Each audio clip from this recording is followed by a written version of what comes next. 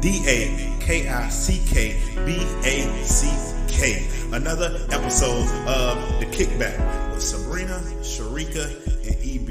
Sit back, relax, and vibe. What's good, Kickbackers? Hopefully y'all having a great day. We here. Another week. I don't know where you at in the world, but a lot of stuff still going on. People being indicted, mugshots being released. Life be lifing for some people, and other people just be enjoying the cool breeze, at least in Florida. The heat be out, but it also have a cool breeze here and there. Just depends on the time of the day. But for my temp, I am doing well, doing good. If I had to put a number on it, I would say 82, 83-ish. Finally can be mobile, walking freely, so to speak. No crutches, however you say it. Still got a brace. So it's a lovely accessory to my casual work outfits. But if I had a song for you, it comes from none other than my lovely brother from the other side of, well, I don't know where he at right now. But I would say the other side of the globe because that's where most people know him from. But he is born and raised, if I'm not mistaken, from the west coast of Africa in the country of Senegal. And it's none other than a song that comes from Akon that's called Locked Up. Boy. I thought people was playing and I thought people was just talking, but they indicting people, cuffing people, and releasing mugshots freely on people. Shout out to the Fulton County Sheriff's Office and Police Department. But yeah, that's all I got for y'all. For my temp, Sharika, Sabrina, how y'all doing? How y'all living? Well, Lizzo, that pink song in Barbie, I loved it. When I wake up in my own pink world, I get up out of bed and wave to my homegirls. Hey, Barbie. She's so cool, all dolled up, playing chess by the pool. Except I'm the bad day virgin. Because later on in the movie, Barbie realized that people have morning breath, they can get musty, and she's like, this is not the life for me. She said, when I wake up in my own pink world, I get up out of bed and wave to my homegirls, hey, Barbie, hey, why so stressed? Could it be those irrepressible thoughts of death? That's how I'm feeling. Wow. Your girl got COVID again. I don't know how I got COVID and my husband didn't. I'm thinking, the only place I've been that he hasn't been is like Zumba class and Aqua Zumba. And I surely didn't get COVID because we're spread out. Like, I don't know how I got COVID. I took the test 3 times because when my husband's was negative, I was like, surely it must be a mistake. I thought I was having really bad allergies. And I was talking to my sorority sisters and one is a nurse and she was like, oh girl, you probably are not going through an allergy thing. You probably have COVID. A lot of people have been coming in saying they're tired and their allergies are acting up and they definitely just have COVID. I did not think I would have it. I took that test. I said, not positive. Again and again, because we are celebrating my husband's 90th, grandma's 90th birthday. So he has a whole bunch of family coming in from out of town. And you know, this is one of those things. Be careful what you wish for because I'm super introverted and I like to charge up. I love my family and my friends, but sometimes I just get like, okay, I'm going to do this event and that event, and then I'm going to recharge. And now look at me. I'm not doing no events. Although my mother-in-law was really sweet. She was like, you can still come. There'll be a spot for you on the patio. You can still swim in the pool. But I'm like, I'm not going to be the one. So we're celebrating grandma's 90th birthday party. And then next her funeral, because the one black person in the family gave her COVID. Like, no, I'm not going. So I have a very much attitude. You know, I should be thankful because it does just feel like allergies, like stuffy nose. I don't even have a headache. I don't have a fever. So why am I complaining? But that's my vibe because I'm having such a good summer. And that song, Lizzo, you really did that. That was like one of my favorite moments in the Barbie movie when that little pink song came on. Shout out to the AKA somewhere because I know y'all are living y'all's best life with the pink just looks so good on us. So I'm in a good mood, but I'm pink, the bad day virgin when reality just hits Barbie. And it's like, dang, life is good, but not for me right now. That's what it is. Although, EB, thank you. for reminding me about those photos. I'm waiting for Trump's mugshot to come out today. I don't think we're going to see it. I think he won't get one. I think he'll get some special treatment, but we'll see. Sharika, how are you feeling? I'm feeling good. The temp is 85 today, y'all. I'm tired, but I'm good. I just am like, I feel like I'm just not getting enough sleep. When the time comes to go to bed, I'll be awake. And then when it's time to wake up, I'll be like, I don't want to move. So your girl's sleep schedule is off.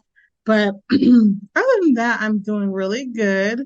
What else has been going on? Not a ding thing, other than I'm already excited for my birthday coming up next month because I'm already planning on taking the week off to be relaxing, chilling, doing nothing, and then maybe seeing friends here and there. So I think that's all I'm really looking forward to at this time.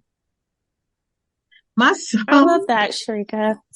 Yeah, my song is Disappear by Beyonce. Oh man. If I begged and if I cried, would it change the sky tonight? Would it give me some light? Should I wait for you to call? Is there any hope at all? Are you drifting by? When I think about it, I know that I was never there or even cared. The more I think about it, the less that I was able to share. I try to reach you. I can almost feel you. You're nearly here, and then you disappear. That's how I feel about these jobs out here. Okay, that's my tip. I'm not gonna lie, I don't know that one by Beyonce. I'm gonna look that up after we get off the call. That is my song. I love that song. That's a good one. What album is this? Because it seems like the songs, like the ones that I really love, are on the album that you might not have. What song is that? Oh man, I was just looking at the album because I'm like, you didn't know Flaws and All. That's one of my faves. I love It Disappeared. I love that. Oh, that's on the Beyonce self-titled album. Which is surprising because I thought I knew that album. But girl, I must be a radio Beyonce fan. No. I was as a kid. But I know like Lemonade, I had that. Renaissance, I had that. Not going to pretend I had the Lion King. I don't have that, but I know the top songs from it. Beyonce knows she my girl. It's fine. Yeah, y'all know how I felt about that. That something King. What is Black is King album? I said, what is this? Beyonce. Girl, but Brown Skin Girl goes hard. Come on. Oh, I and do. Black Parade.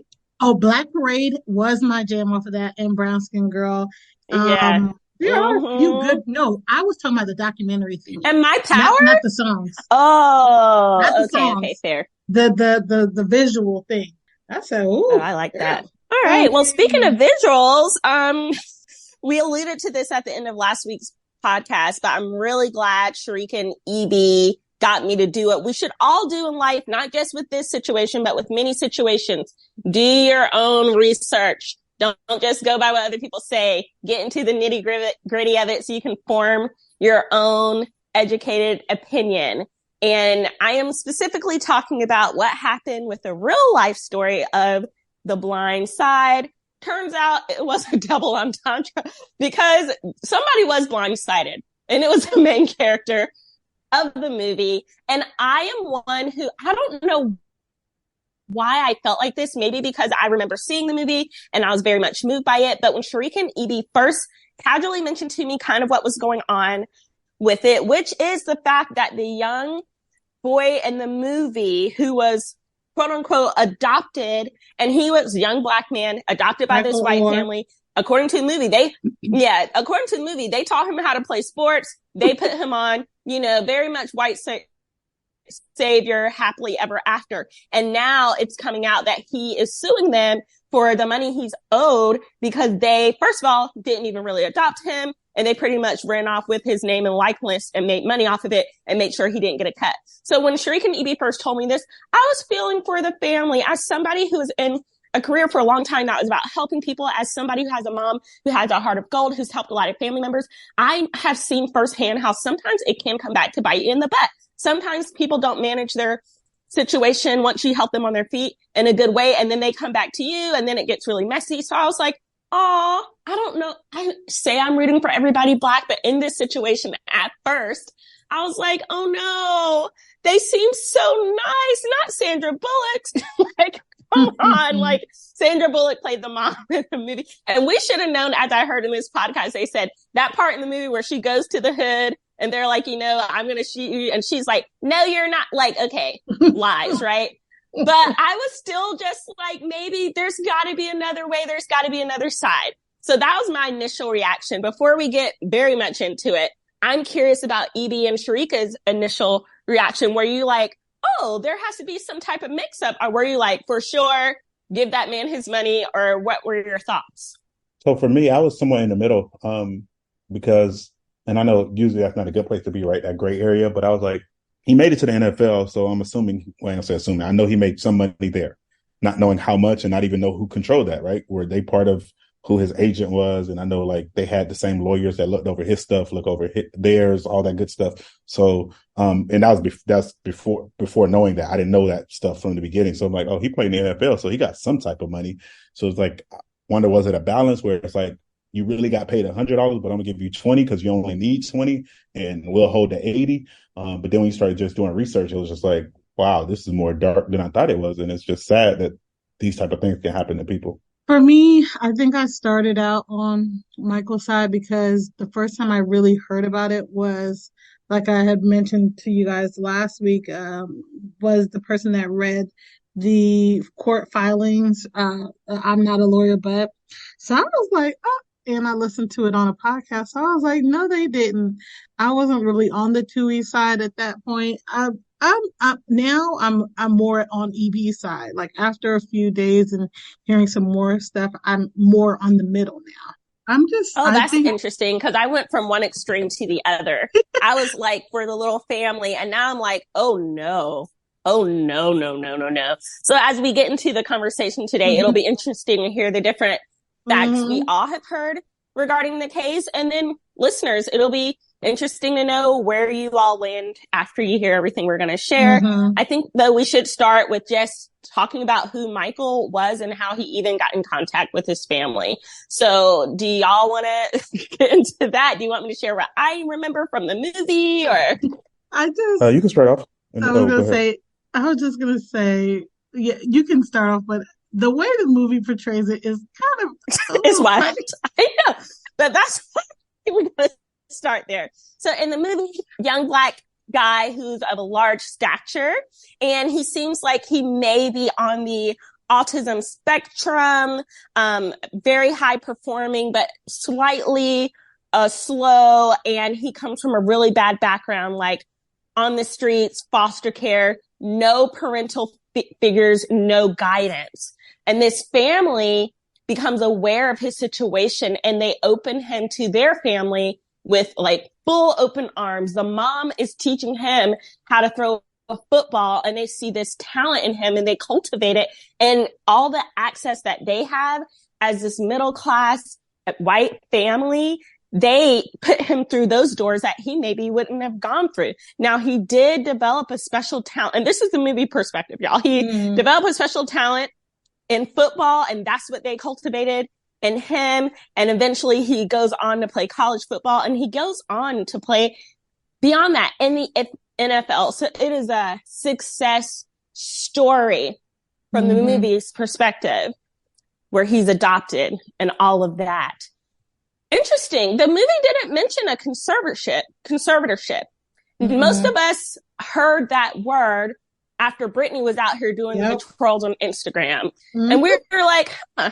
And they're like, free Britney. And we're like, from what? The conservatorship. So then we learned that, you know, that is something that can happen when a person is deemed by the courts to not be mature enough, right-minded enough, for whatever the reasons are. Another adult needs to be in control of their finances, business dealings, and etc. For their own protection. We heard about it again when Kanye was going through one of his darker times with the mental illness he struggles with. And he told us that his wife at the time, Kim Kardashian, and mother-in-law, Kris Jenner, were trying to put him in a conservatorship. And he said, forget that. Me and Bianca, we're going to ride it. I will marry somebody else. You'll never have that power over me. So again, I was hearing of this word that prior to that I had never heard of before.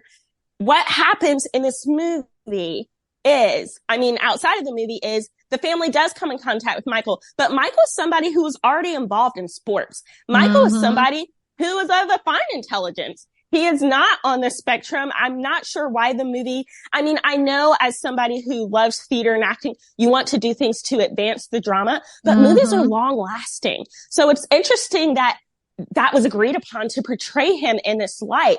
In 2004, they come in contact with him and they do love on him, but they tell him, because of your age, we can't adopt you, but we're going to put you into the conservatorship. What I thought was interesting is that conservatorship, okay, I'm 18. If you were adopting me, would you have the following things that I'm going to mention? Would these things be in your control? Because these things seem very important to them.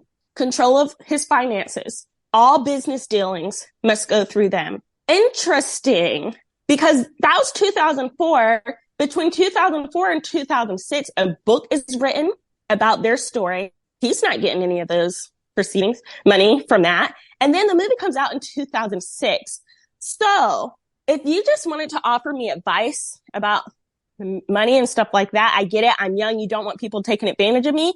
But from my perspective, it appears that they didn't want others taking advantage of him so that they could. Because when you hear about what happened with the movie dealings, they made sure, the Tully family, this is a white family, made sure that the mother, the father, and their kids got, I believe it was like 2% cut from everything that came from the movie. But he didn't get that.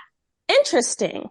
So now that I'm hearing that he's just like, hey, also with a conservatorship, conservators are supposed to make known to the courts all of the financial dealings that are made, how much money's being made or whatever. And they never did that. What they did do is make sure their family was going to get paid and that they could control his finances. And I'm thinking now at the big age of over 35, I'm not sure of his age. I probably should have looked that up before we got up here, but he's still under them. The conservatorship, sure, he made money in the NFL and all that. And that is, a side thing. My thing is give him what he is due. If y'all are making money off of his likeness and the movie is about him, because without him, there is no story. Y'all are just a white family in America. So I would be interested for them to share why when they made those dealings. And yes, the lawyer thing being related to them or they're sharing, that doesn't really stand out to me, because in a family, a lot of times you will share and be like, oh, this is my lawyer. This is, it makes sense. But Michael had the friend of the family and then they put for themselves somebody else. I just want to hear their defense of why their family got a percentage and he didn't. Edie, Sharika, any facts left? Anything about his story? And what do you think about what I've shared? So one of the things I was thinking of, I was just thinking about the conservatorship in general. Like you said, I only heard about it in these two cases with Brittany and Michael, and maybe I guess I could look it up. But I'm like, it sounds like conservatorship has no end date. It's just indefinite. And that's kind of wild to be like, because, he did this when he was 18. He's now well beyond those years. I could understand maybe you need some guidance when you're an adult, but you're that young. We know 18-year-olds, they're legally an adult, but most of them are still very much in the child mindset. And I think for one of the things they were saying for him, why they wanted the conservatorship or wanted that guardianship over him was because he to get him into Ole Miss or whatever it was, because it was like he wouldn't have had those opportunities without them. I don't know if it's a legacy type deal. So and then there's also thoughts that maybe they also got a kickback from him going to that Ole Miss. So, but it's just interesting that a conservatorship just seems to go on indefinitely. That's the remarks I'll say for now. Yeah, so most cases, and I know different states typically have different laws, but a conservatorship literally don't end until the person dies or until the court deems necessary to end it. And then the part that some people don't recognize is, like, for example, say if Michael or, not, well, I ain't gonna say, let me not even put no name on it.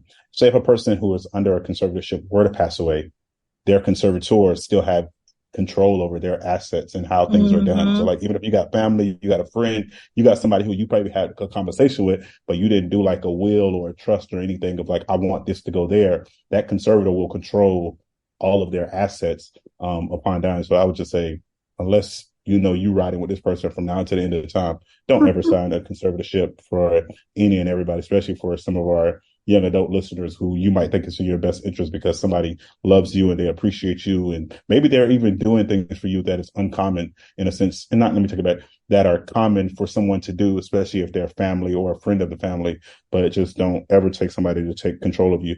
The part that was interesting, and I think Sabrina already alluded to it, is how them and their kids, and we're not talking about Sandra Bullock, guys. We're not talking about the actors in the movie. We're talking about the actual families, right? Where they receive funds for this, but then the person that the story is about, again, received nothing. Some articles say they all received like a flat fee of $225,000 and then $2.5 million on top of that towards the end on back end, or that percentage that they got.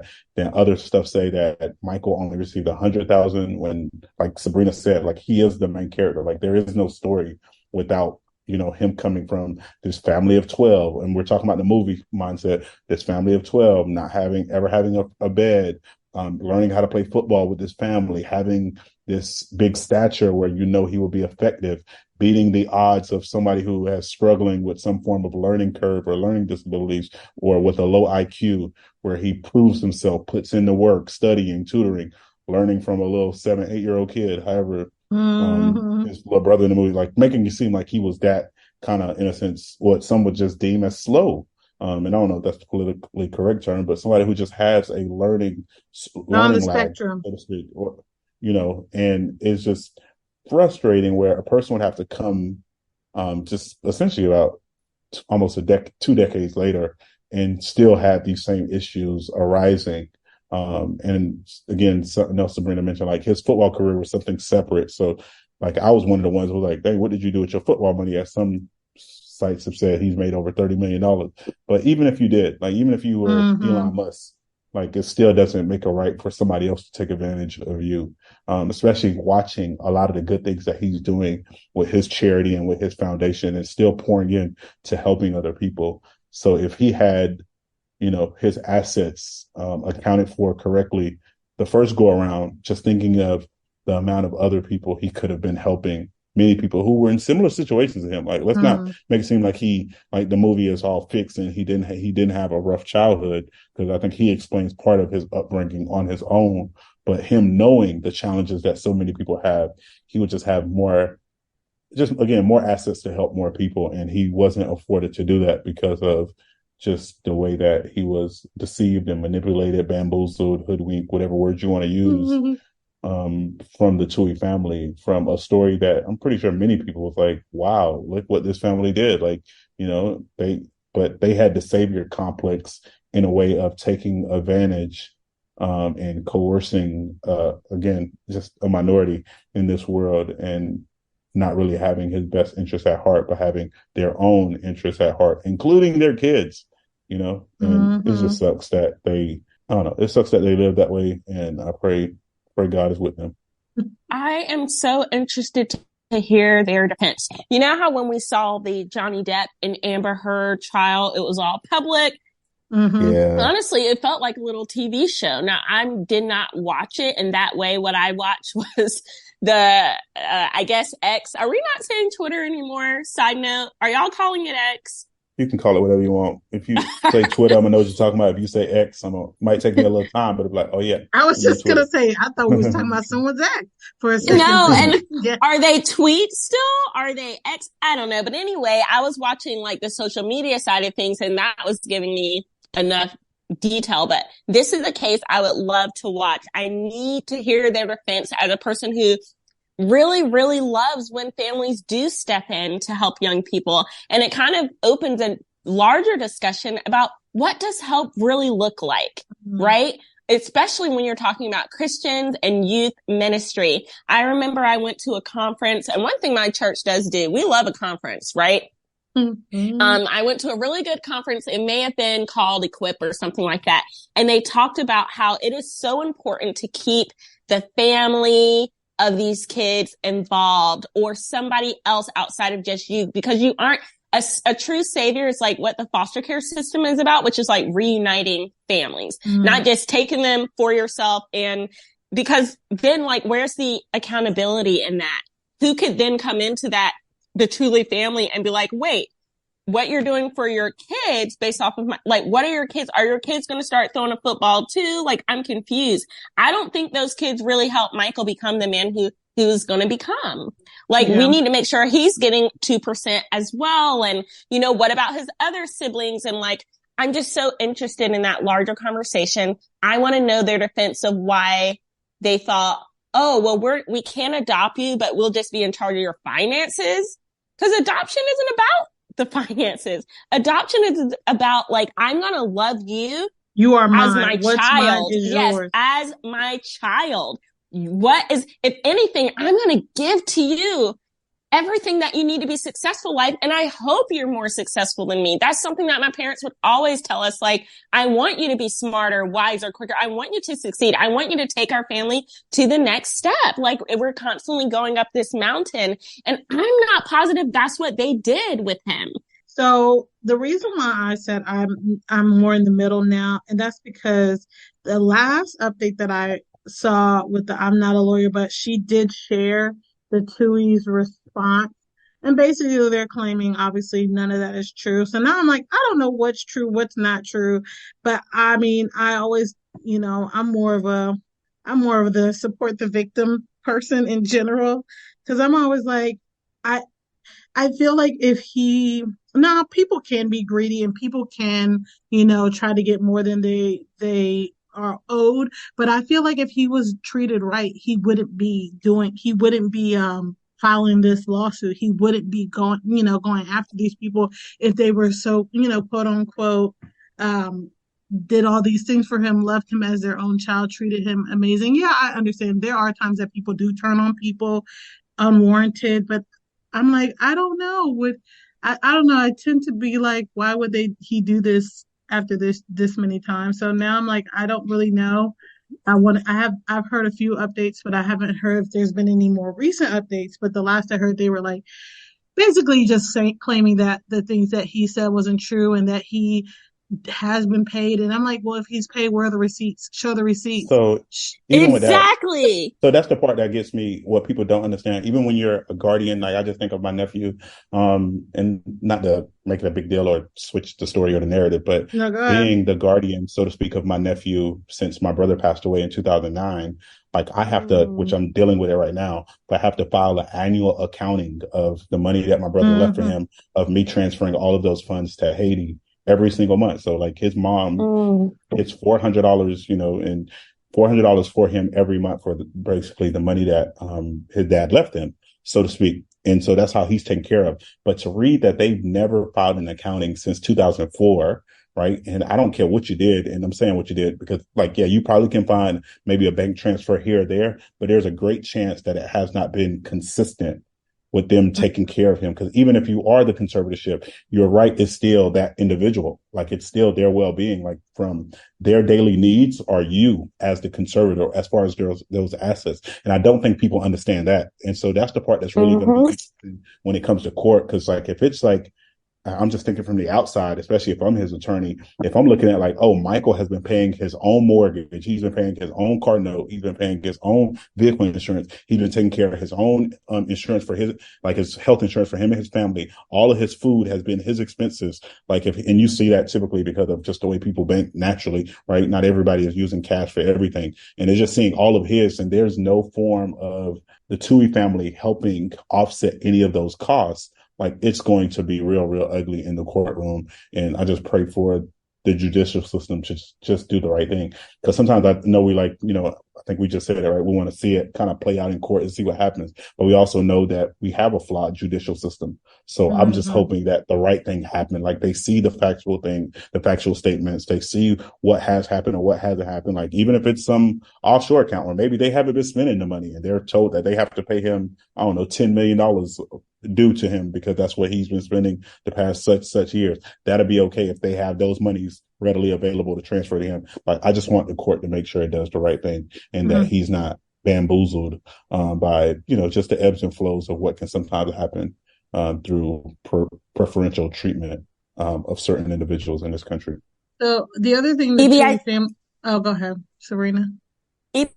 He just nailed it with the fact that those things should have been disclosed over the years. And that's one of the red flags. The second thing is with the statement that they came out with being just like, oh, this is not true. All Michael did was come out and say, this is what is true. I wasn't adopted. I was under a conservatorship. I haven't seen funding. Their kids were a part of this deal. And they came out and said, well, that's not true. Well, what is true? Show the receipts. Where are the receipts? Exactly. Show the receipts. You're just saying he's lying. Okay, well, is he adopted? Is he still under a conservatorship after all these years? Have you, which y'all were the smart ones up in accounting, did your kids receive? In my mind, this is what's happening, and I hate this if this is true. But in my mind, I'm thinking they're like, we helped this young person get to where he's going, and he's going to make millions of dollars, and so we need to get our cut because without us, he would have been nothing. And it makes me ask myself the question too, like those of us who are in youth ministry, and if you're not a Christian, those of you who work with young people, those young people, God already made them who they're going to be. We are all just like, we're like little checkpoints in their life. They owe us nothing. If they want to remember you, great. But like, if it wasn't going to be you, it was going to be somebody else. I think that's really dangerous when we start being like, oh, without me. No.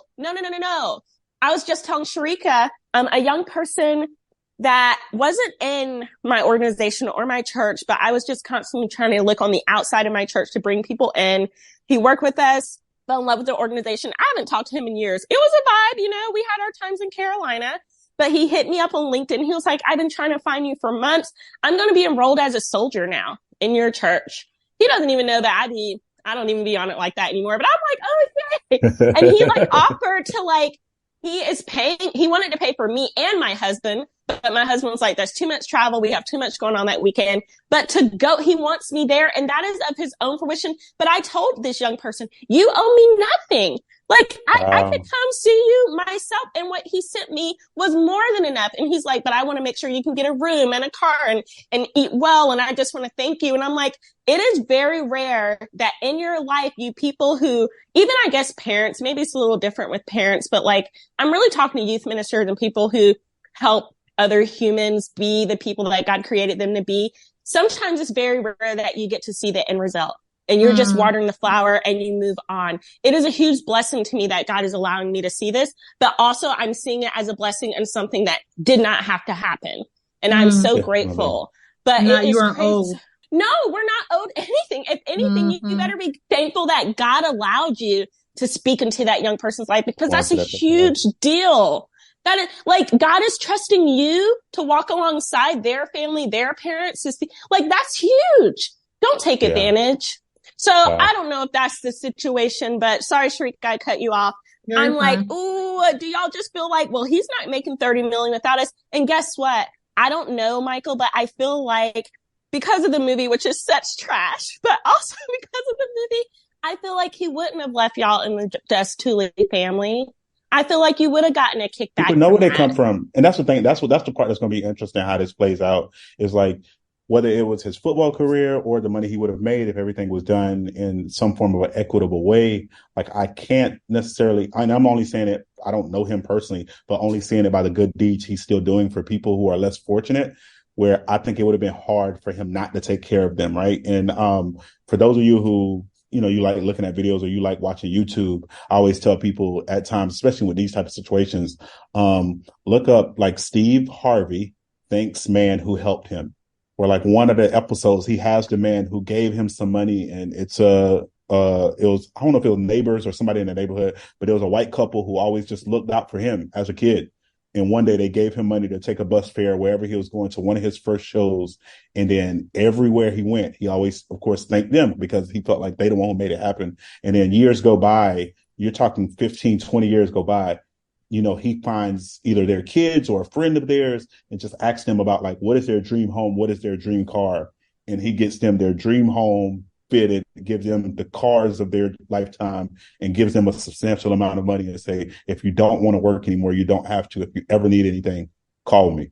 Wow. And that was just a couple who just gave him money for a bus fare. And I'm not saying this is going to happen to everybody you help. Like similar situation that Sabrina is talking about. Like there's nothing in her. Like I can tell you just being around Sabrina, there has been countless, and I would say hundreds of young people, especially within the Southeast of the Southeast states, from Texas all the way up to DC, down to Florida, who she's poured into, who she's prayed with, who she's sat with, who she's cried with, who she's given advice to, who she's, and I don't say wash your hands as in like I'm done with it, but it's like I don't know what else to tell you. I've expressed everything biblically to you that you could do in your life that would likely make this situation better. Who have people, it's kids or young people who don't even know she's prayed for them because she's either seen something they posted or heard of a situation that they're in, who she's poured into. And this is just one of several who have said, you know, come be part of this. Now, this is a different from, because you sometimes, and Sabrina knows this, Sharika knows this, hey, come to my graduation, come to my wedding, come to this birthday celebration, just be around because you made an impact in my life. But those things, in a sense, pale in comparison, not necessarily somebody being a soldier. I don't want to say that, or a member of a church, but it shows the impact that a person made in their spiritual journey, where I think this day is really, really important to me.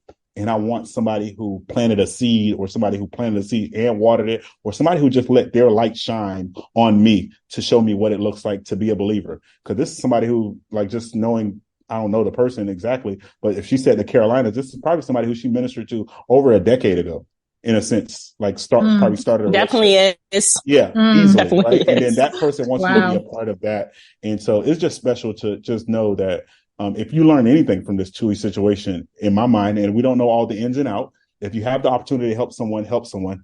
But if you do help someone, never take advantage of someone. That's not who God has called you to. That's not what God has called you to do. And that is not what you would do, even from a moral standpoint, right? Even if you're one of our listeners who like, I listen to y'all because I like the current events that y'all talk about. But when y'all go to talk about God, that's not really my thing because that's not my way of life. But even from a moral standpoint, there should be no reason to take advantage of another person. And I always tell people that's one of the things that you see different from humans compared to what we see from other, I guess, animals or mammals or whatnot. Like it's survival of the fittest in the jungle or in the wild. But for us, it should be uplifting one another, right? And that's what we should constantly be doing, finding ways to encourage people, finding ways to bless people, finding ways to look out for people, and essentially just shining that light, whether that's the light of Christ for those of us who are believers or just the light of humanity, of being a good person. Like, be kind. I don't know how else to break that down, to just find a way to just be helpful to the people that you come in contact with.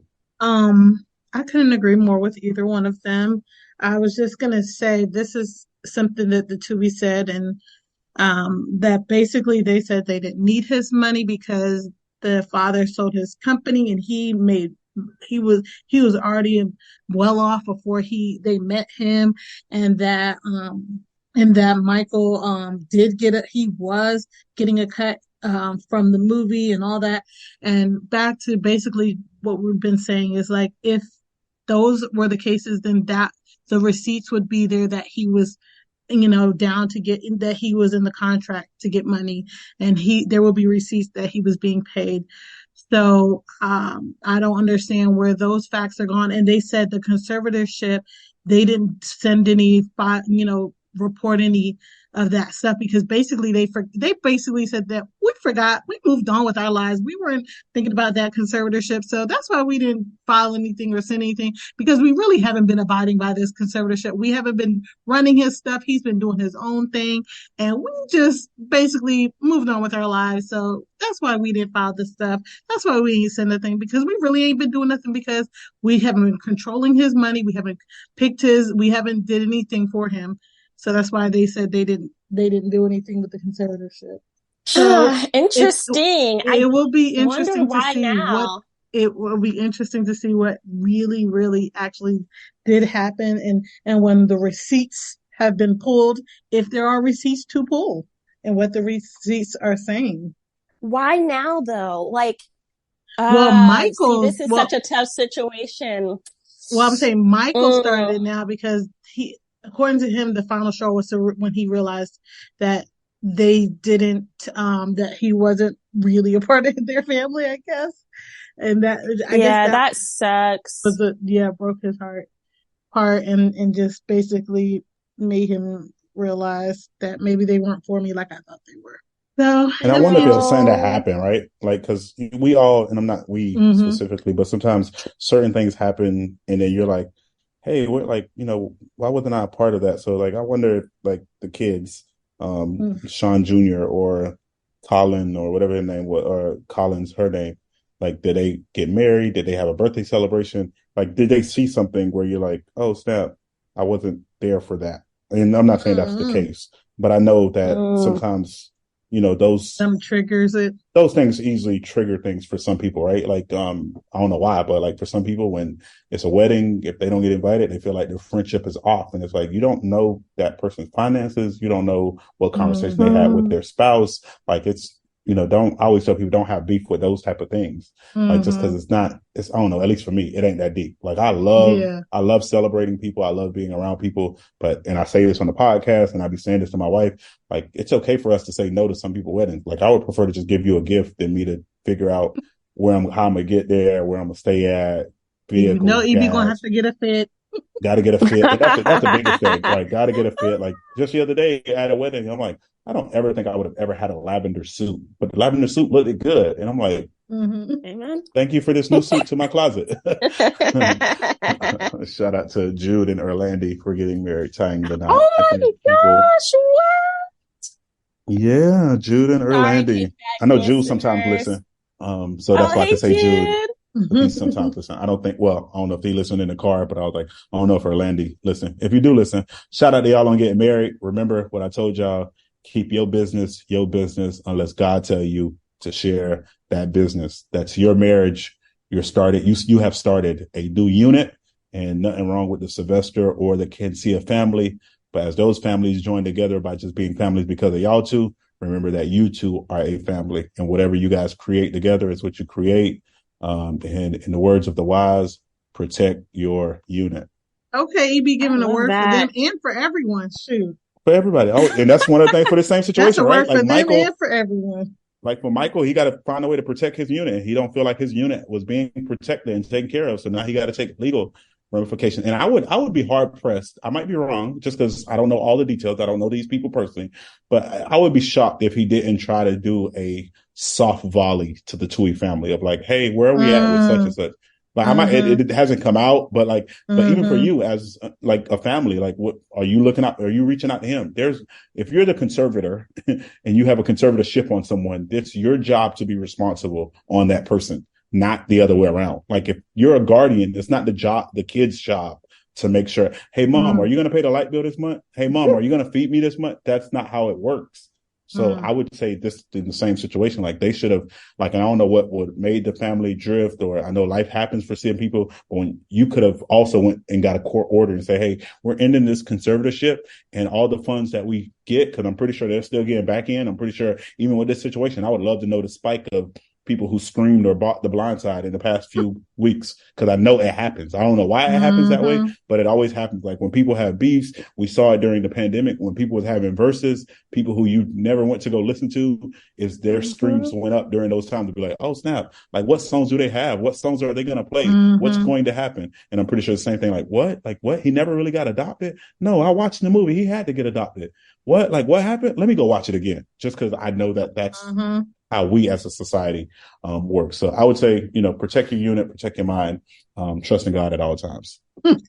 Yeah, that's right. And that was definitely me. I was like, let me run this back. No. So EB did recommend it to the people, so I'm just saying. I will say in my life, I can think of like only one time where I was like, oh, I feel like this family is trying to pull me into like the white savior complex. But I have a mother and I have a father, and I'm good. I have black skin and I'm petite, but I don't need to be saved. And the moment I felt that, I distanced myself from them so quick. I remember they were youth leaders in my church at the time, and I was friends with their daughter, and they like hired me for my first job at a camp in North Carolina. But I just started to hear things that they would say or see the way they would treat people. And I was like, oh, they think I'm a little less than because I'm Black. But I rock with them and it's great, but I can be successful without you. So there last summer as the youth ministers, I went to work in another state. And I remember the husband called me and he's like, Sabrina, what do I hear about you going to work in Georgia? I was like, I'm out. And he's like, well, it's going to be our last summer. And I was like, ... And I know that the Lord like put that, it was a good word that the Lord put in my heart because like, no, like it goes back to the Tooley family. Like you don't know me and don't you dare disrespect the parents that I had by thinking because the Lord has blessed you with this authority that you have full authority over my life. And I remember thinking that as like I was like 18, 19, but they had known me since I was like 15, 14. And later on in life, cause they met my sister through me and like, well, you know, they were five at the time when I was young and didn't have the discernment. My sister actually ended up being in ministry with them. And that same husband said to my sister, because she asked a question about the finances of the ministry. And she was like, hey, I know I'm an assistant, but I feel like I need to know these other things too, so I can really spread my wings and fly. And he said to her, don't you dare ask about these certain things. I'm the leader. Don't you know I have control over your life? And when my sister told me that, I remember thinking, see, the Lord really put me on. I told her to stop effing with those people, but no. Everybody's an individual. They have to find their own journey. But I was like, I knew they felt that way. Like I am control. And it has been such a blessing to me for God to put me in situations where they have seen me be successful. Guess after separating myself from them, you know, because I was like, yeah, guess what? I have the Lord. I don't need you. Like, I don't need your white privilege, like all of that, you know, you're good. And I have had obviously other white people in my life who have been great because they weren't white people and I wasn't the little Black girl. We were just people. We were just Christians.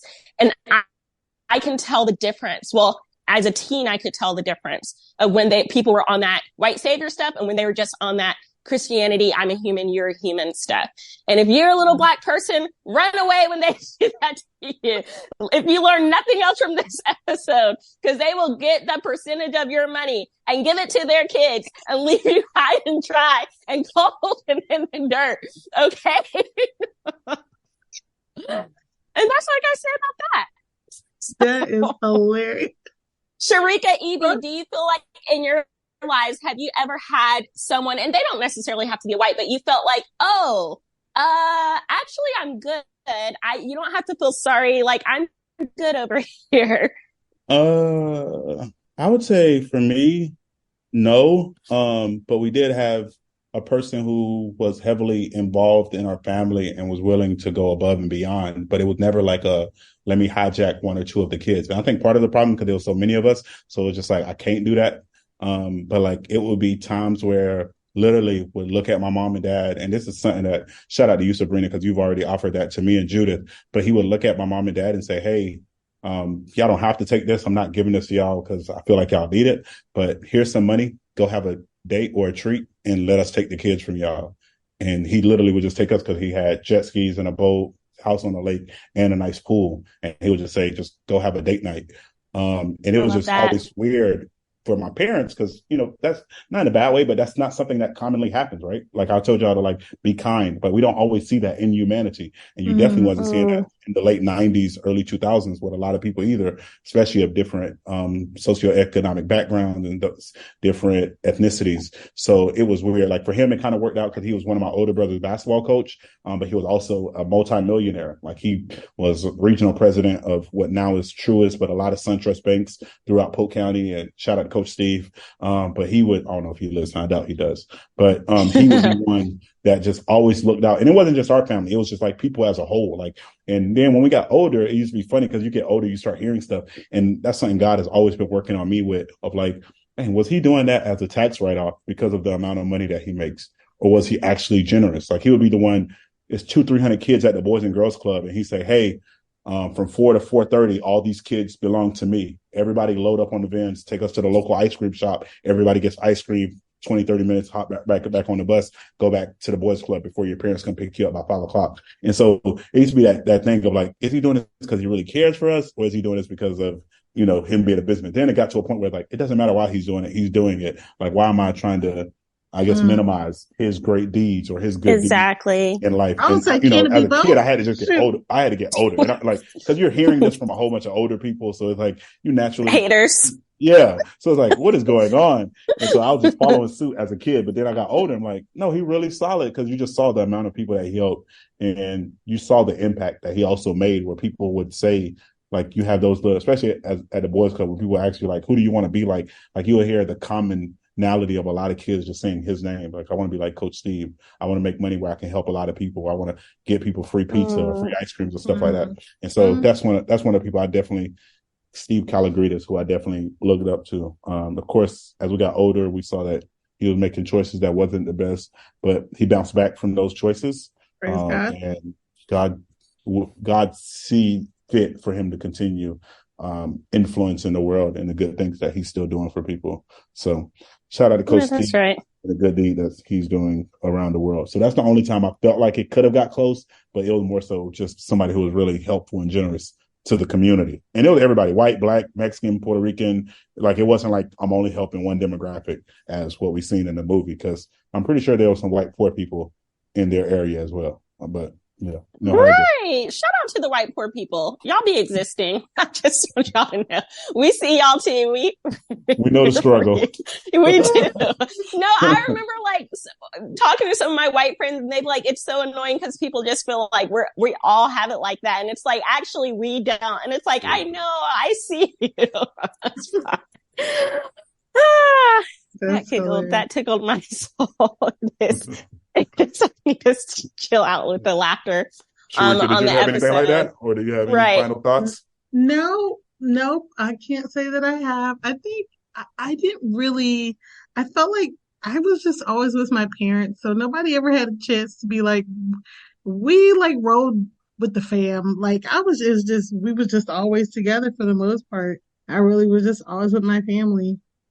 I've had people invest in my life, but like, I'd be at home. I was at home. Love it. That experience. Love it. I was definitely unleashed on the Salvation Army.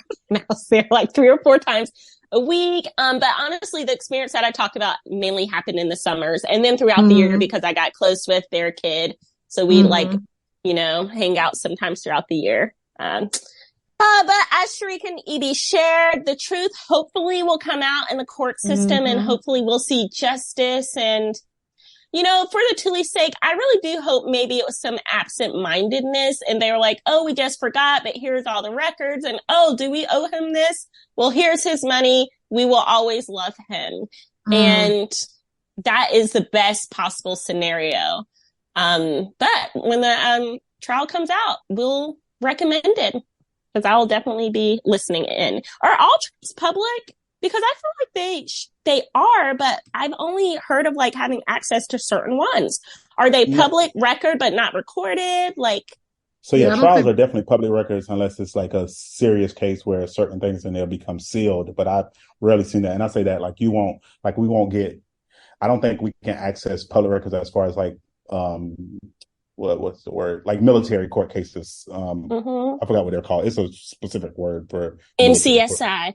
Yeah, like something like those crazy things. Like, we don't get access to those, but for the most part, like jail records, mugshots, court records, all of those are public documents. The problem is, for some of them, like, you got to do some digging in. Like, I just go online and I can get the docket. Some of them you would have to like write a paper in a sense, or fill out a form and then request it from that local county or judicial court system that trial was held at. And some of them, like this one, I think, like let me take it back. What's the other one that we just talked about? What's the one you just talked about, Sabrina? Me? Oh, the Trump one, Lizzo. Oh, Johnny Depp. Johnny Depp, yeah. So Johnny Depp and Amber Heard trial, right? That judge was like, because it being Johnny Depp, like, it was like, yes, I'm allowing, because courts, right, when it's high profile, like, I would be shocked for this one not to be, because what happens is you have all these main media sources, outlets who ask the court, can they film? Because it's all, again, it's public. So it'll be up to the judge to allow that in his or her courtroom. So if the judge say, no, I don't need the distractions, I don't need the influence of, because you're trying to get jurors or you're trying to get your lawyers to not see all the extra stuff on the news, but once it go live, like everybody sees it. So then you'll have regular, I don't say Joe Blows, but the people who come in as reporters, where I can go to a court. You can go to a court case if you know when, like if it's in Tampa, Florida, in courtroom 3B on the third floor, and it's the second courtroom, it's at 9:00. If they say that, you can go. And if you was a reporter for, I don't know, Tampa Tribune or Tampa Times or Bay News 9, even if you don't have a camera, you're just taking notes and writing everything down or keeping it in your phone.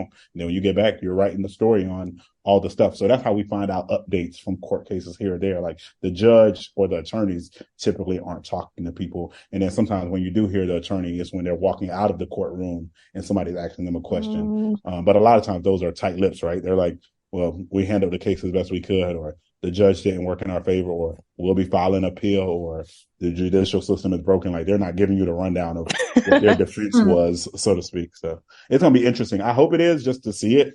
And I say see it, more so the highlights, probably not sitting there watching the 2-3 hours of the dialogue back and forth of every little thing that's discussed. But I know it's the lovely TikTokers in the world or YouTubers who can hit us with the quick points, and I'll try to watch those highlights. Exactly. And there's that lawyer on Twitter who released the letters that certain stars wrote for Tory Lanez. I'm sure she'll be releasing some things in regards to this as well.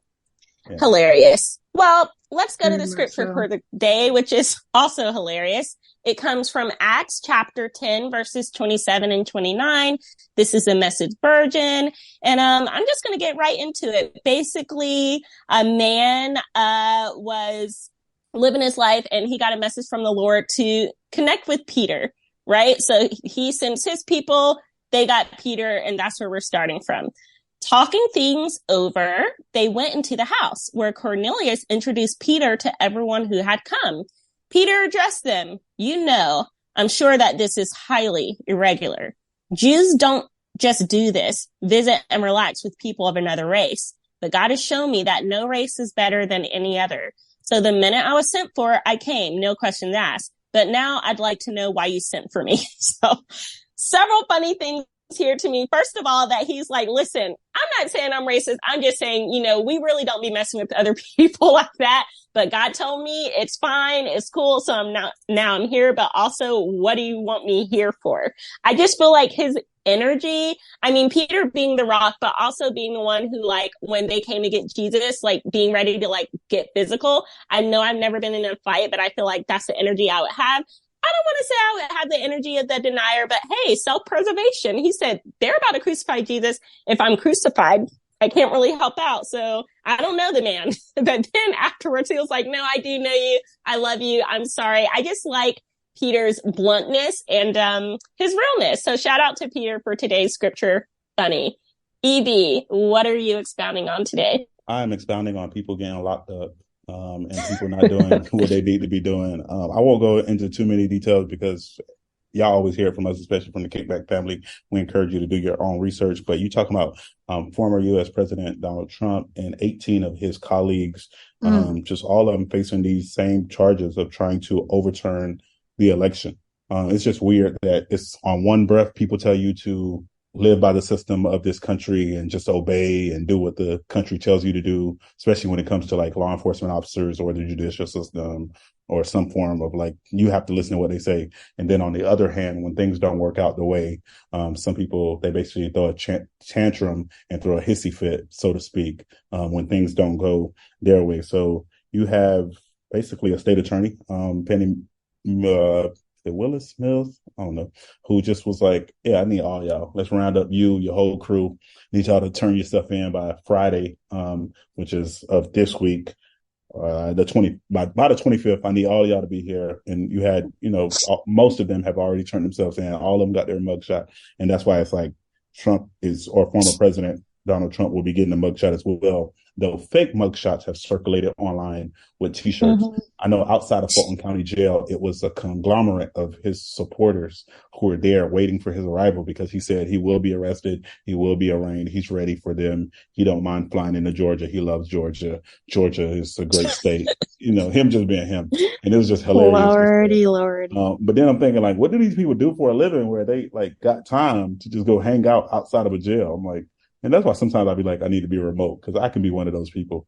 I wouldn't go to Georgia for that. But if I lived in Georgia and I was remote, it would be like, let's go really see this man. But all that to say is that out of the 300 or so million people we have in this country, which if I'm not mistaken, from the last I checked, the over 200 or so who are U.S. citizens. And I think over the 70 or 80 who are U.S. citizens and over the age of 35. The two leading candidates for our 2024 election is current President Joe Biden and former President Donald Trump. He's leading? Oh, it's a landslide right now. Like he eating our government up. Like, and he's eating them up so bad that he was the topic of, I would encourage for people, I don't care what side you're on, whether you're Democrat, whether you're Republican, whether you're independent, whether you're neither of the three, or you're trying to figure it out still, I would encourage you to go watch the Republican debate that happened this week. And I know it's a little lengthy and you're like, I feel like people talking in circles. I'm not getting anything. All of these people wouldn't be my president if I had a choice to vote. But I would encourage you to just go watch it to see the magnitude or the power that our former president, Donald Trump, still has on society. But like, and I'm saying he's leading by a landslide. You're talking like 60 to 70% of known Republican voters say that's who they're voting for, while 15 or 16% saying Ron DeSantis, and everybody else is like 2, 3, 1, 5, 4, those things. But it's, I don't know, for me, it's just asinine that those are our top two candidates. Like, I don't know all the states' governors. I don't know all their policies. I don't know all their standing on things. I don't know all the senators. But you can't tell me that even in our 50 states that we don't have two better candidates on either side of the political aisle. And I don't know, it's just disheartening to see and to think about. And I saw a meme the other day that Bill Clinton is younger than both Joe Biden and Donald Trump. Bring back Bill. It's like, and I was like, I don't know why we changed it to only two terms, but at this rate, like I would take George Bush or Bill Clinton right now. And I only say that because I feel like you at least knew what you're going to get. You're going to get for Bill Clinton, you're going to get a person who's focused on a lot of programs for, I guess, society and going to spend a lot of money. And then for Bush, you're going to get, well, I feel like I'm not going to say weather-wise.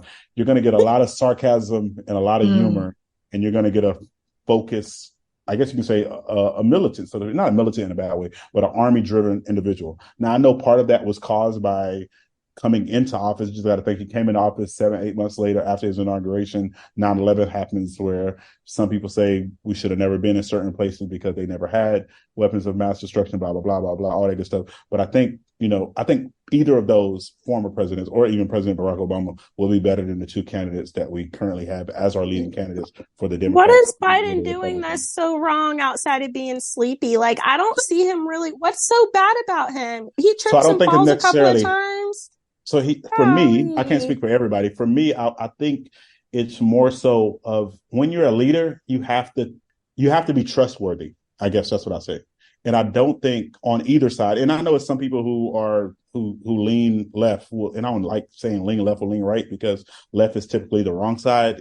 That's not the way that, like, and I know people say that, but when you read scripture, the person on Jesus' left, or he put the goats on his left and the sheep on his right, there's a lot of scripture that talks about the left and the right, putting down the left hand or this, and we can go on in that. And I know that might just be coincidence, but, I don't really hear too many people saying, Jesus, can I be on your left side? Except for the brothers who can one be on the left and one be on the right. Everybody always says at the right hand of God, at the right hand of Jesus, at the right, like, why not the left? I'm not saying you curse if you're left-handed. I'm just saying throughout scripture, it doesn't necessarily seem like the left is the place to be. But for me, I don't think he commands the attention of the country as a whole. And I know there have never necessarily been one that does that, but we have had people who can kind of unify people in some stances. There are people who shifted ways after Bush to vote for Obama. I don't think you necessarily saw that with either of our last. Well, I guess with Trump, you definitely seen it where people like, this is too much for me. I got to go the other way just to see. And I know for some people, they see the stuff that matters to them most when they see the craziness of inflation and they think a president can come in and change that, or his Congress, whether it be the House or the Senate, can come and change that. When they see housing prices look ridiculous, when they see rent. And I think it's more so the feel of change simply, right? Some people might not even get what's better from the next person, but them having, I guess, the notion or the mindset that if they see a different face, it gives them a glimmer of hope. And I think that's what we saw in the last presidency from one to the other. But like, if you had some, when they were thinking about their mortgage prices or their rent prices under one president compared to the other, it was vastly different. And I don't know what laws can be done for inflation or price hikes and stuff like that, but I would assume that there's something that can be done in our country. And that's why some days I feel like our federal government should have more of an overarching, I guess, priority or realm, I guess, power, so to speak, where they can make national mandates. Like if I don't know, I'll use Florida. If the national average of salaries in Florida is $70,000, then for whatever house should be capped at whatever that, that 25 or 28 or 30% that they say. Like there should be not, as far as average, I'm not saying every house because you can't go get $1 million house for $350,000. Now for me, I don't know why not. But like when you see prices of certain houses, I'm like, I would not pay that. I can't afford that. Like even if I wanted to, the average person can't afford that. So who's moving into these certain places? And then you just create that cycle of people going into debt, people getting evicted, houses becoming ghost towns after a few years, where even for us, I was just thinking about us three who stay in this Bay Area. I'm looking at all these developments. I'm like, where are these people at? Like, who moving here? And, you give it a couple of weeks, you see a lot of houses up and you see a lot of cars there. So it's like people moving into them. So I guess some people getting the money some way, shape, or form. But that's the only thing I can think of. But I would say go do your research, watch the National Republican debate, the one that your former president missed out on, because he basically said he's too good for that and he don't want to answer none of those people because he knows he's winning the nomination, which is going to be interesting how the RNC plays that, because he still has, in a sense, the masses still want him to be president. But also, I just don't think that neither of them are the best two candidates. He just lost. I can't. I thought we were done with this. And I thought it was hilarious that he said he wasn't doing the debate and his son was like, oh, they won't let me in the after debate talk. Sir, he wasn't in there. They only let the people in that space who were in the debate. Like he looked like he was about to cry. I'm like, oh my God, y'all are so entitled. EB, I want to do your recommends, but literally that whole season of my life was so stressful.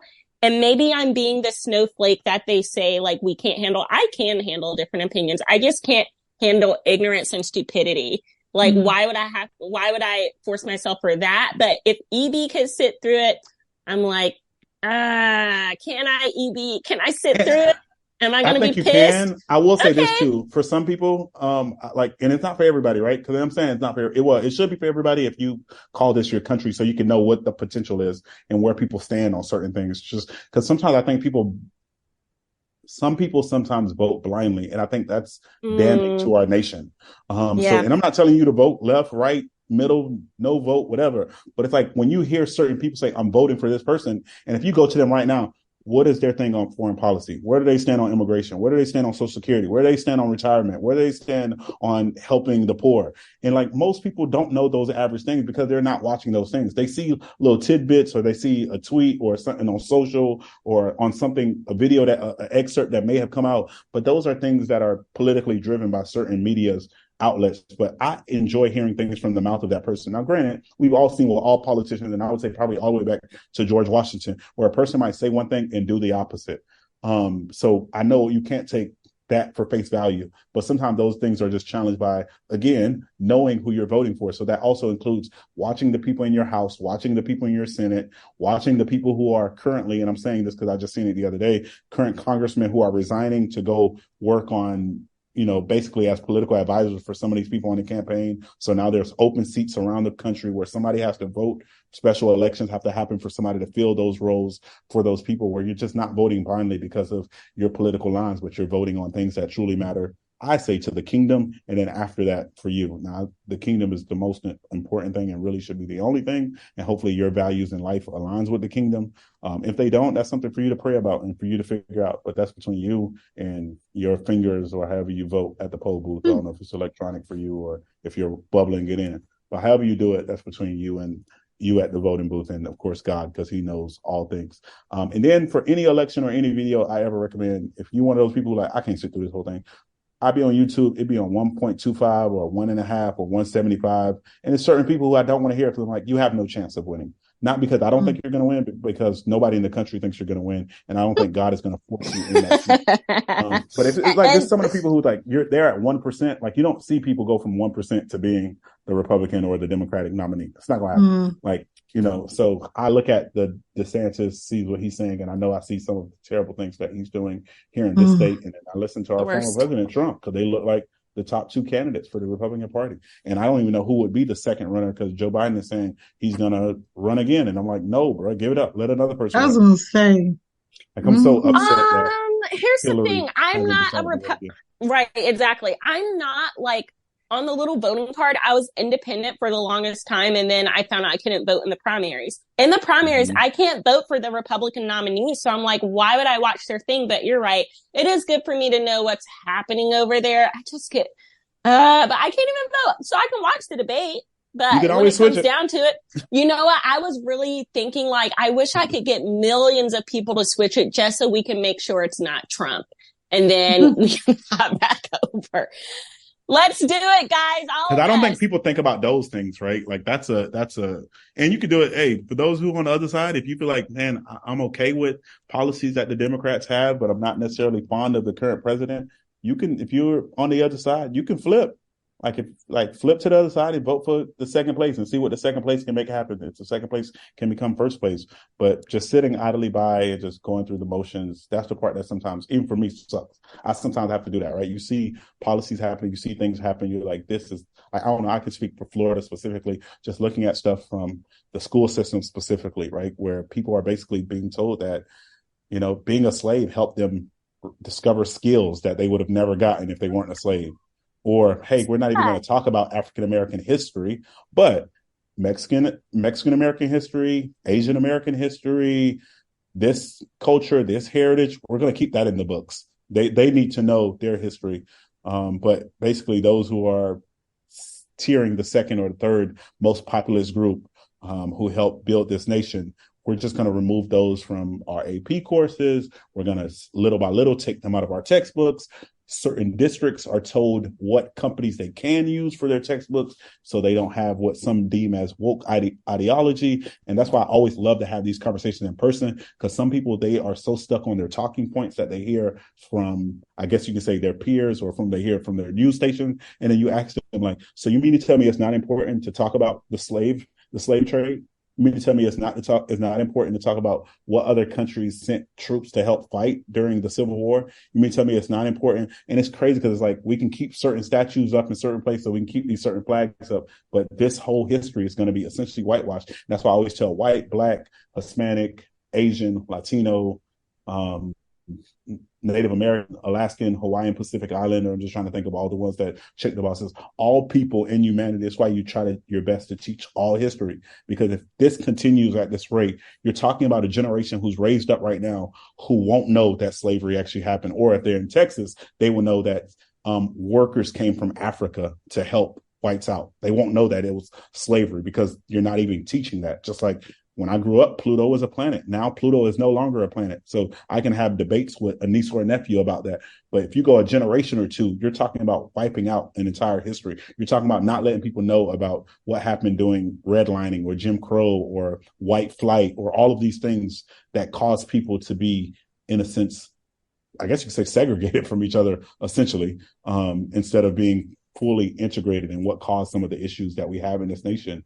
And then that's one of the biggest challenges for me as I watch my nieces and nephews go to school, and I'm constantly sending them quick videos of like tidbits or shorts or reels so they can see a highlight of what our history looks like, and then encourage them to go watch the full length video of some of the things that I send them, just because I don't have all the wealth or the knowledge, but it'll be great for them to hear the 17, 18 minutes of Martin Luther King's I Have a Dream suit, but then also hear something from a Abernathy or a W.E.B. Du Bois or a Langston Hughes or a Malcolm X, for them to see people who had various views, but all cared about people who look like them. And that's why I always tell people, like, you have people who always talk about the I Have a Dream speech, but they don't talk about that speech in Memphis. They don't talk about his letter in the Birmingham jail when he called out all the white pastors. They don't talk about, like, I don't know, it's stuff that I tell people to go listen to, and you listen to this man talk about the nightmare and saying we got to find a way to fight back. And, you know, basically, I would tell people, MLK not only got assassinated because of hate and evil, but he got assassinated, which some see as either CIA or the FBI, one of those organizations. And I only say that because they settled with his family many years later. So don't settle for something that you had nothing to do with. But because of substantial evidence, it was that they were coercing to find a way to attack him and his family. But you have where he was going to dig into the pockets of white America by having basically Black people stick together and only buy Black, essentially.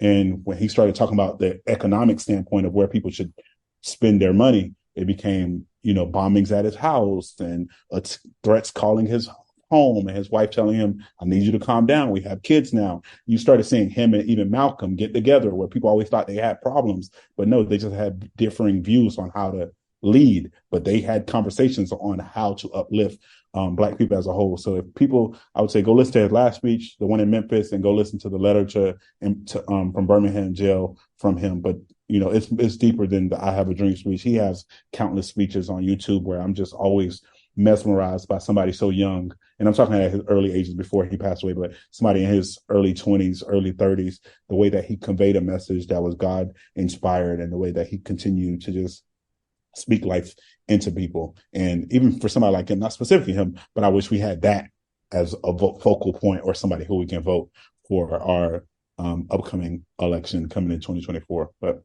we don't. We have somebody who likes to grab people by their body parts. Oh, and Lord. Another one who's just trying to figure out life day by day without missing any steps when he's walking. Oh, geez. And I prefer that one. Evie, win the lottery so you can run. I support you.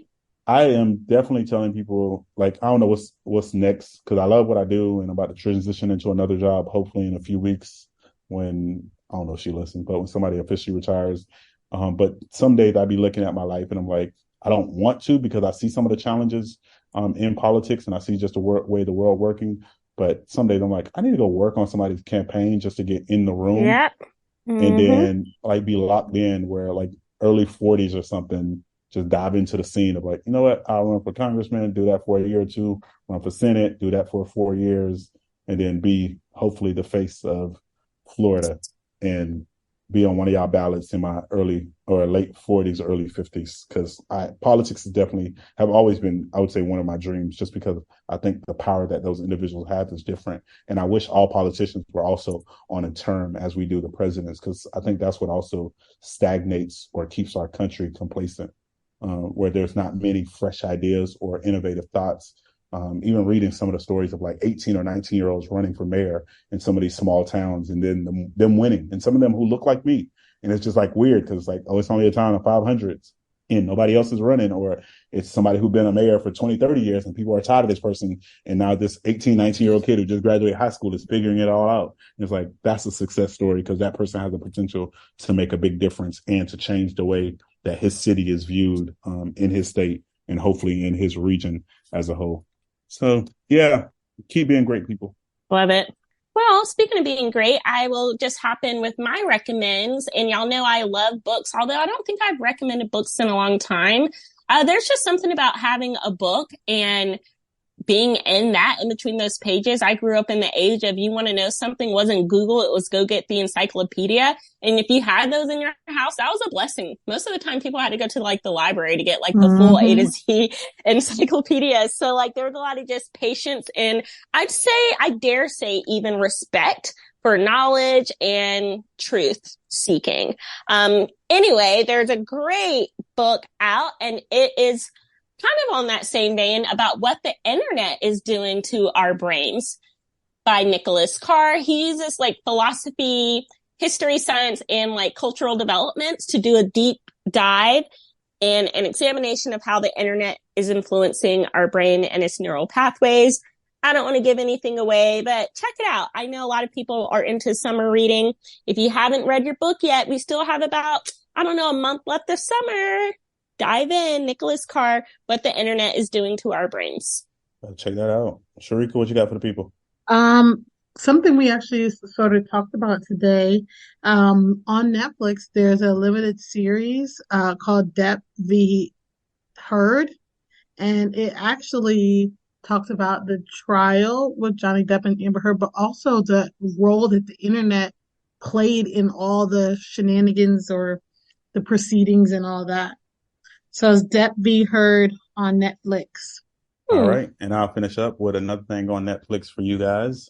Just because we was talking about politics and I just got into watching it and I watched, which is crazy because sometimes it's like when you have free time, you're like, what do I do with all this time? Before I was able to come back from just leave to be actually working, I was just like, what to watch? And we was talking about politics. So Designated Survivor. I watched all of season 1 in 2 days. It was like 21, I think 20 or 21 episodes. Now I'm already on I'm at season 2, episode 6, trying to run through those 20 or so. And then hopefully get to season 3 sometime later this week or next week, where it's only 10 episodes. But Designated Survivor on Netflix. Long story short, without giving details too much about it, the entire during the State of Union address, hopefully this never happens in our country, but during the State of Union address, the Capitol building basically is bombed. Everybody dies except for like 1 or 2 people. And then the two they have somebody who's a Democrat and somebody who's a Republican are serving. Well, let me take it back. One person who's part of the cabinet, like, so one of his secretaries of education or urban development or state, blah, blah, blah. One of those people, and then one congressman is put in secret locations as a designated survivor. So if something were to happen, that person would take over. So with that bombing happening, the designated survivor becomes the president, and then he has to start leading from day one. And he was somebody who has no experience in politics outside of being like the secretary for urban housing development or something like that for HUD, essentially. And he was the acting president, where he has to build the Supreme Court justices, build a Congress, House, the Senate, all of those things, and try to find out who's behind the bombing and all of those things. But super dope show. If you don't got nothing to watch, I think you will be intrigued. It'll keep you on your feet. And some of the things that happen are just like, wow, I did not see that coming. But yeah, hopefully that's everything. Hopefully that y'all got that. 2 things on Netflix, 1 book to read. So that means watching things and reading things are all good for those of you. Some of you are visual learners, some of you are more tactile, where you got to be hands-on, and some of you are auditory or, whatever verbal, however you learn. But hopefully these 3 are great recommends for you. If not, guess what? We got some more for you next week. But as always, if life tries to knock you down, make sure you kick back. Until next time.